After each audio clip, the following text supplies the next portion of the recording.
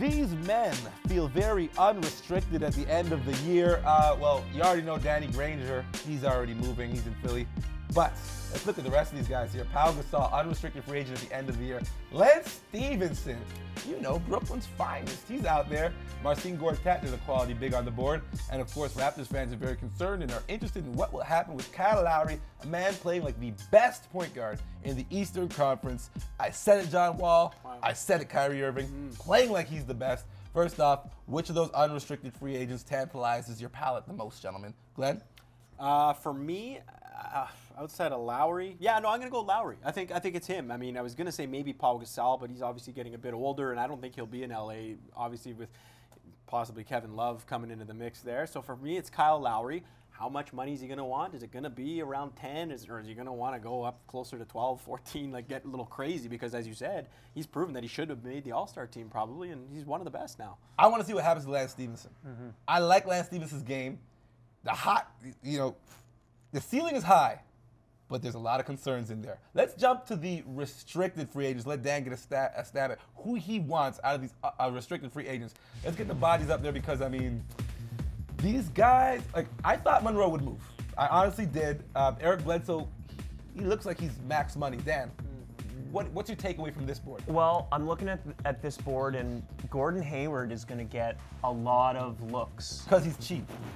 Well, I think he'll be cheap. But his value has gone up considerably. He's playing for a losing team, but Brad Stevens was his college coach, and he's coaching the Celtics, and they're already interested in him, and they're gonna take a very good look at Hayward.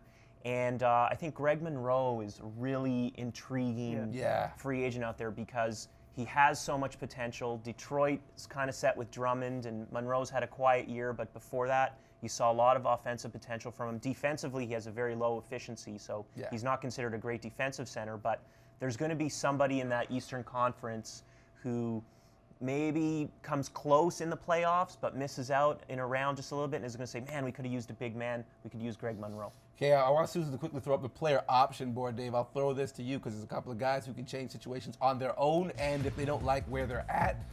Who of these gentlemen do you think is opting out? I don't think Rudy Gay's opting out. He likes that money. I go Blatch.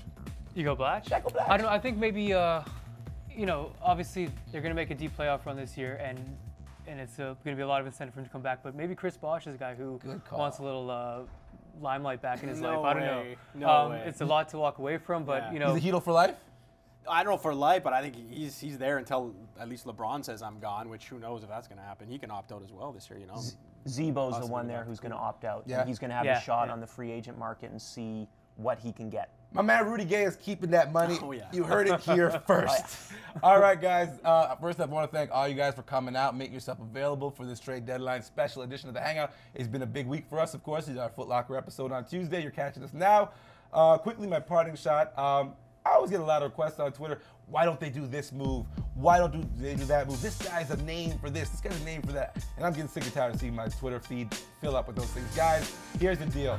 It takes two to dance. It takes two to make an NBA trade. I know you think the deal may be good for one team, but the other GM may not feel the same way. Trades go two ways, guys. So when you think you've got the most brilliant deal in the world, you got to remember, the other guy might want something else. This is The Hangout, Canada's home for basketball talk. Peace.